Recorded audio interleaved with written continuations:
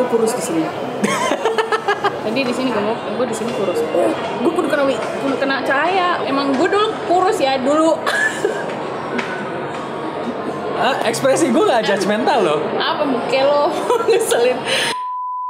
Action. Hai, gue Wisnu Kumoro dan selamat datang kembali di channel gue. Ini adalah video how to be. Dan how to be yang pengen gue angkat kali ini adalah how to be announcer. Jadi gimana caranya menjadi penyiar. Kenapa gue pengen bikin video ini? Karena gue pengen ngasih lihat ke teman-teman gue yang nonton ini bahwa pekerjaan di luar sana tuh gak hanya yang pernah kita dengar waktu kita SD atau TK. Tuh. Cita-cita lo apa sih? TNI, atau Polri, atau insinyur, atau dokter, kalau dulu gue bilang gue pengen jadi pramugari, itu termasuk out of the box mainstream ya? sih. What? Dulu? Bukan sekarang loh. Kalau dulu tahun 40-an mungkin. FYI, Kasita ini pernah jadi announcer berapa tahun kak? Banyak sih, 2003 sampai 2010 7 tahun. 7 Terus tahun ke Korea. Ke Korea setahun doang. Di 2011 gue berhenti di 2015 akhir. 2015 akhir, jadi total udah ya hitung sendiri tuh ya, gue lupa 4 berapa. 4 tambah 7, 11 buset. 11 tahun jadi penyiar. Karena pengalaman yang udah sampai 11 tahun jadi penyiar, asik. Gue pengen nanya ke Kasita. Pertanyaan pertama kayak, kenapa pengen jadi announcer dulu? Dan prosesnya gimana? Gue dulu sampai Jakarta itu kan kelas 2 SD. Yeah. Gue tuh dulu orang Sumatera. Yeah.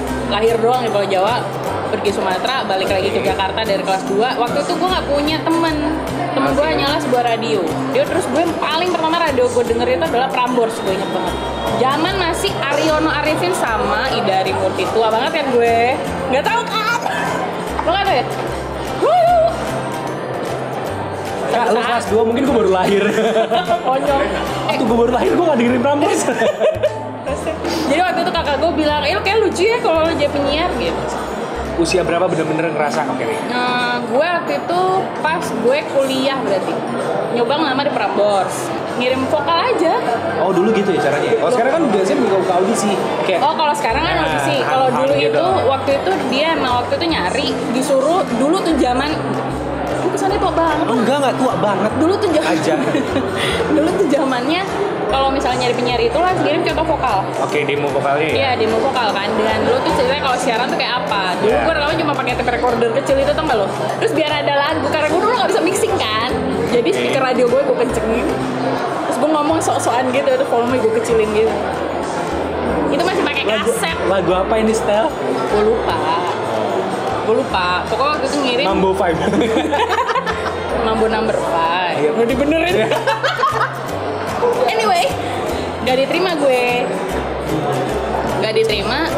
Sekitar berapa bulan kemudian gue dengar dari temen gue. Kebetulan teman kuliah gue dulu tuh di radio. Kayak penyiar juga? Dia penyiar juga, dia ngasih tahu. Gue cerita sama dia, gue desperate banget, gue patah hati banget waktu itu ditolak asli. Terus temen gue, yaudah lo coba aja. Karena gue lagi nyari, yaudah gue kirimin deh. Dan akhirnya masuk dengan siaran hari apa? Weekend itu. Atau weekday? Kalau sebagai penyiar baru, dulu itu template-nya adalah lo siaran Sabtu Minggu pagi dari jam 6 sampai jam 10. Dan itu adalah bisa gue nyebutnya lah benar-benar dead air sebenarnya ya. Lo kayak siaran gak siaran orang gak ada yang peduli ya sebenarnya di awal-awal. Iya, graveyard namanya daerah-daerah itu. Dari weekend ke weekdays gue nggak, sayangnya tidak masuk tipe untuk penyiar prime time ya. Jadi udah gue mentok di weekdays, paling gantiin orang prime time, udah sih gitu doang.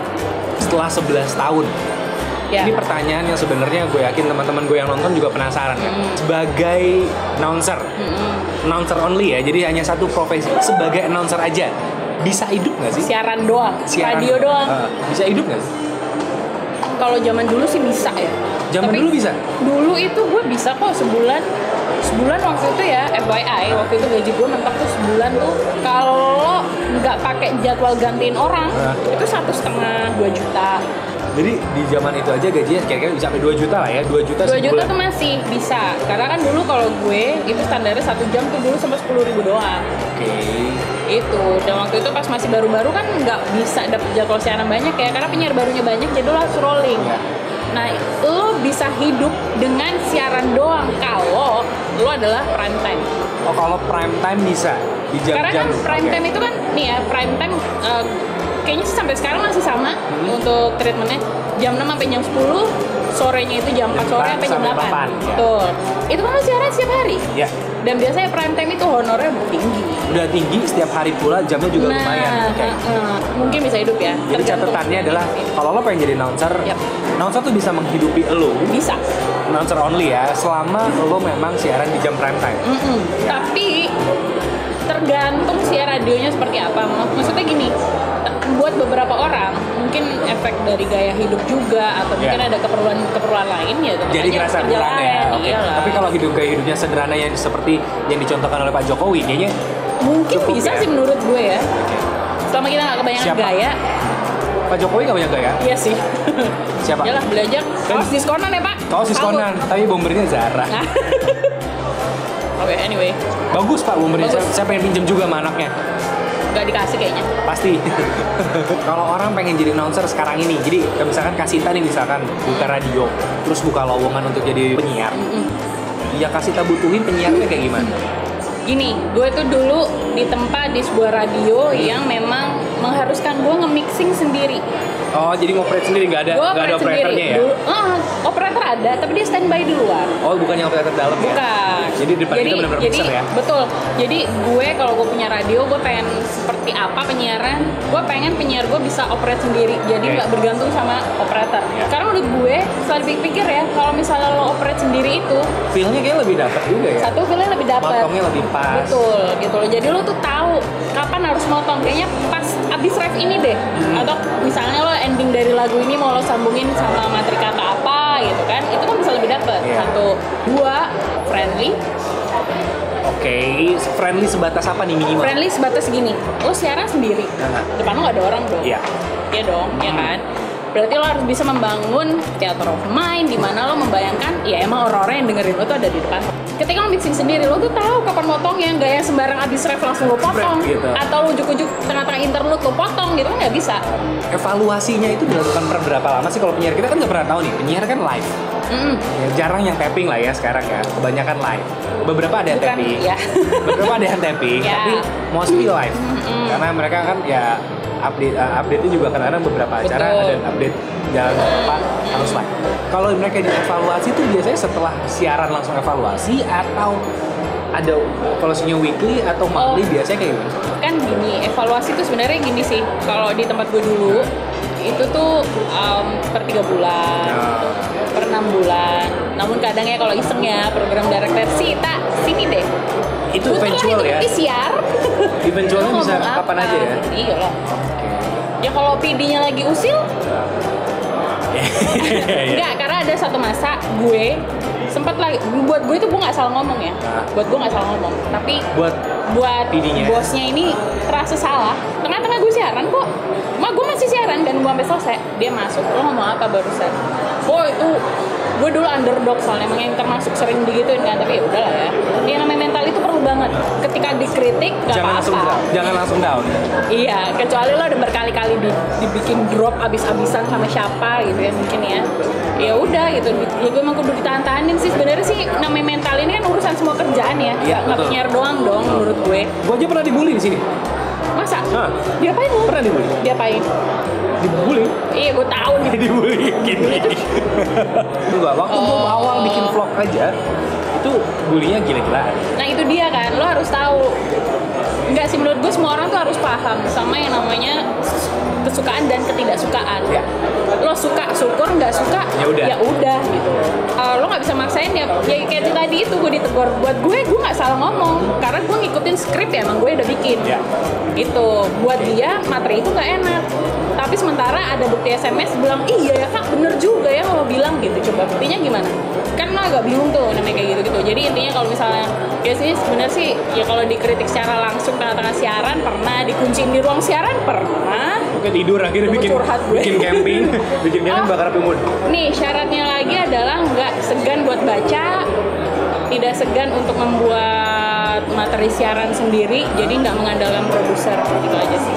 Apparently, gue nggak bilang gue penyiar yang baik ya, enggak. Gue juga nggak bilang gue penyiar yang hits gitu, enggak. Gue biasa aja. Memang menurut gue nggak semua orang bisa siaran. Gak semua orang bisa siaran.